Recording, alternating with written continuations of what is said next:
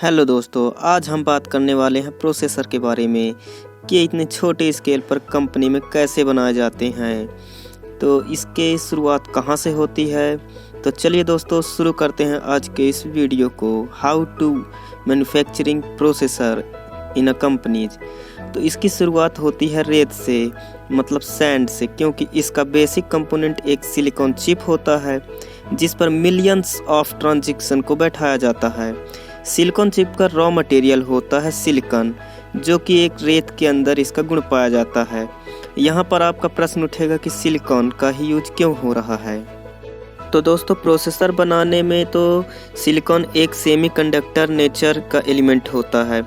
अब आप जानते हैं कि कंडक्टर के थ्रू हम इलेक्ट्रिसिटी को पास करा सकते हैं, बट सेमीकंडक्टर में हम इलेक्ट्रिसिटी को कितने अमाउंट में पास करवाना है इसे हम अच्छी तरह से कंट्रोल कर सकते हैं। सिलिकॉन के इसी नेचर का यूज हम सभी प्रकार के प्रोसेसर को बनाने में करते हैं।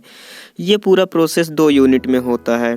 पहले यूनिट में बेसिकली सैंड को 1000 डिग्री सेल्सियस में केमिकल के साथ इसे हीट किया जाता है, जिससे इसके अंदर से क्रिस्टल के रूप में छोटे छोटे सिलिकॉन प्राप्त होते हैं। इस क्रिस्टल को कलेक्ट कर लेते हैं स्पेशल केमिकल मिलाकर। इसे एक सॉलिड सिलेंडर शेप दिया जाता है। यह हाई कंप्रेस्ड होता है और इसका वजन 100 से 150 किलो का होता है। इस प्रोसेस में जो सॉलिड सिलिकॉन का जो सिलेंडर प्राप्त होता है इसे इंगट कहा जाता है और यह 99.999% प्योर होता है। इसके बाद भी इसे लैब में अच्छी तरह से टेस्ट किया जाता है ताकि कोई भी गड़बड़ी ना हो।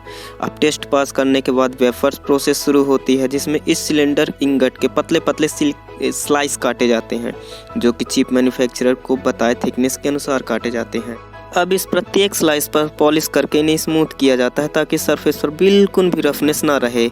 अब यहाँ पर यूनिट 1 का काम खत्म हो जाता है। अब ये तैयार वेफर्स यूनिट 2 के पास जाता है आगे की प्रोसेस के लिए, जिसे हम फैब्रिकेशन प्रोसेस कहते हैं। मतलब इसके ऊपर मिलियंस ऑफ ट्रांजिस्टर को बैठाया जाता है। इसकी शुरुआत होती है किसी भी चिप की ब्लूप्रिंट बनाने में, जो कि आर्म नाम की कंपनी सभी मैन्युफैक्चरर को सप्लाई करती है। आर्म का पूरा नाम है एडवांस रिस्क मशीन। जिस जगह पर इसे मैन्युफैक्चर किया जाता है वहाँ पर वैक्यूम लेवल की सफाई रहती है, क्योंकि धूल का एक कण भी पूरे सिस्टम पर अफेक्ट करेगा। क्योंकि दोस्तों यहाँ पर पूरा काम माइक्रो स्केल पर होता है, जिसे हम नैनोमीटर कहते हैं।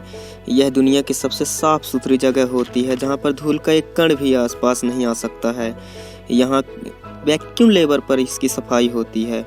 अब यहाँ फाइनल स्टेज की प्रोसेस को शुरू किया जाता है, जहाँ पर इन वेफर्स के ऊपर एक सिलिकॉन डाइऑक्साइड की लेयर चढ़ाई जाती है। इसके बाद फोटोसिंथेसिस की लेयर चढ़ाई जाती है, जिसे हम फोटोलिथोग्राफी भी कहते हैं। अब जो आर्म वालों ने ब्लूप्रिंट दिया था उसे इस प्लेट पर अल्ट्रावायलेट लाइट के थ्रू गुजारा जाता है। मतलब सबसे पहले सिलिकॉन डाइऑक्साइड की लेयर, फिर फोटोसिंथेसिस की लेयर, फिर इसके बाद इसके ऊपर से अल्ट्रावायलेट लाइट की बीम डाली जाती है, जो एक स्पेसिफिक पॉइंट पर फोकस्ड रहती है।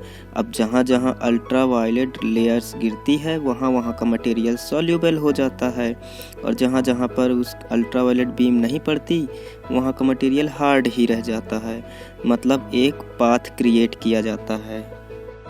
तो दोस्तों, इसके बाद इसके ऊपर एक सॉल्यूबल रेसिस्ट मटेरियल को डाला जाता है, जिसके कारण फोटो रेसिस्ट मटेरियल या धुल कर हट जाते हैं।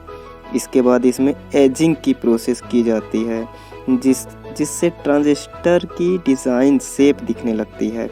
अब इसके ऊपर फिर से फोटो रेसिस्ट की एक लेयर चढ़ाई जाती है और डोपिंग प्रोसेस की शुरुआत होती है, जहां पर सिलिकॉन के अंदर आयंस इम्प्लांट किए जाते हैं, जिससे ट्रांजिस्टर्स पर इलेक्ट्रिसिटी का फ्लो कंट्रोल किया जा सके। अब डोपिंग करने के बाद फोटो रेसिस्ट मटेरियल को हटा दिया जाता है और आखिर में कॉपर की लेयर चढ़ाई जाती है। दोस्तों, अब चिप के अंदर डिज़ाइन के आधार पर 2 ट्रांजिस्टर्स के बीच वायरिंग की जाती है। दोस्तों, ये सभी प्रोसेस मशीनों द्वारा माइक्रोस्कोपिक लेवल पर होती है। इन्हें हम देख नहीं सकते। अब एक वेफर पे 7 से 8 लेयर की वायरिंग होती है। यहाँ जो भी काम अब तक इस वेफर पर किया गया है उसे कट किया जाता है, क्योंकि एक वेफर या एक सिलेंड्रिकल स्लाइस में बहुत सारी चिप होती है जिन्हें हम अलग अलग कट कर लेते हैं और प्रत्येक चिप की टेस्टिंग की जाती है और इसे पैक कर दिया जाता है। इसकी पैकिंग एक ब्लैक कलर के केस में होती है जिसके दोनों तरफ सोल्डरिंग कांटे निकले होते हैं। इन कांटों के वायर ब्लैक केस के अंदर रखी चिप की वायर से कनेक्ट होते हैं। दोस्तों, उस केस में चिप रखने के फ़ायदे भी बहुत सारे हैं कि चिप डस्ट फ्री रहती है। चिप के ऊपर हेड में मैन्युफैक्चरर उसका नाम मेंशन कर सकता है इत्यादि। दोस्तों, सारे टेस्ट को चेकआउट करने के बाद अब इस चिप को मोबाइल मैन्युफैक्चरर को दे दिया जाता है। तो दोस्तों, फ़ोन में चिप लगने के बाद यह वर्क कैसे करती है डिजिटलिक तरीके से, इस पर भी एक वीडियो इस चैनल के माध्यम से आपको मिल जाएगी। तो मेरा नाम ओम प्रकाश है, आप देख रहे थे टेक फॉर फ़ोन। यदि वीडियो अच्छी लगी हो तो लाइक करिएगा, कोई सवाल हो तो कमेंट करिए, मन पड़ेगा तो सब्सक्राइब भी कर दीजिएगा। आज की इस वीडियो में बस इतना ही, मिलते हैं अगली वीडियो में। जय हिंद दोस्तों।